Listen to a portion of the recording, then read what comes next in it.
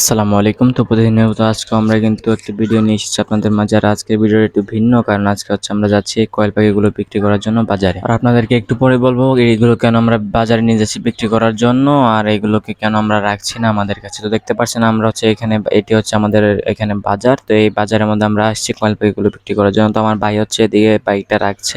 আজকে হচ্ছে আমরা বাজারে শুধু কয়েল পাখি বিক্রি করার জন্য আসিনি, আমরা হচ্ছে আমাদের বাজারে আরো কাজ আছে, সেই কাজগুলো আপনাদেরকে অবশ্যই দেখাবো। তো দোকানে আসছি, দেখতে পাচ্ছেন এখানে কিন্তু পাখি আছে, পামি মুরগির বাচ্চা এবং অনেক পাখি, অনেক ধরনের পাখি আছে। তো দোকানের বাইরে কিছু কয়েল পাখি ছিল, সেই কয়েল পাখিগুলো হচ্ছে সাইফুল ভাই ধরে ধরে দেখছিল। পাখিগুলো কিন্তু মাশাআল্লাহ অনেক সুন্দর লাগছিল। তো পাখিগুলো সাইফুল ভাই ধরে ধরে দেখছিল। এখানে হচ্ছে কিছু হাঁস আছে, তো হাঁসগুলো কিন্তু মাশাআল্লাহ অনেক বড় বড়। আলহামদুলিল্লাহ দোকানে আসার পর কিন্তু আমরা কয়েল পাখি, হাঁস অনেকগুলো দেখছি। তো এখানে হচ্ছে যে এই কয়েল পাখিগুলো আমরা এনেছিলাম, তো এখানে হচ্ছে এই দোকানে আমরা এগুলো রাখবো এবং রেখে এখন আমরা বিক্রি করে যাবো আর কি। দোকানে দেখতে পাচ্ছেন সাইফুল ভাই হচ্ছে এগুলো প্যাকেট থেকে বের করে তারপরে খাঁচার মধ্যে হচ্ছে এগুলো ঢুকিয়ে রাখছিল, কারণ আমরা এগুলো কিন্তু অনেকটা দূর থেকে এগুলো নিয়ে আসছি। আর এইভাবে নিয়ে আসছি কারণ বেশিক্ষণ থাকলে আবার এগুলো মারা যেতে পারে। তো এদিকে দেখতে পাচ্ছেন এখানে আমরা এসে দেখলাম খরগোশ দুইটা একসাথে, ভালো লাগছিল। আর এখানে হচ্ছে সাইফুল ভাই একটি ইনকিউবেটর দেখে, ইনকিউবেটরটা হচ্ছে সাইফুল ভাই চিন্তা করছিল আর কি, এগুলো এটা নিয়ে আমরা হচ্ছে বাচ্চা উৎপাদন করার জন্য আর কি। তো কয়েল পাখিগুলো নিয়ে আসছি, হচ্ছে কয়েল পাখিগুলো ডিম দেয় না, রিজেক্ট হয়ে গেছে, এই জন্য হচ্ছে আমরা বিক্রি করে দেওয়ার জন্য এনেছিলাম আর কি। এখানে হচ্ছে আমাদের যে বাইকটা, এই বাইকটা দেখালাম আপনাদেরকে। তো এখানে হচ্ছে আরেকটা পাশের দোকানে আসলাম, পাশের দোকানে হচ্ছে আমরা এই রাতা মুরগিটা দেখেছি আর কি আমাদের ফার্মি মুরগিগুলোর জন্য।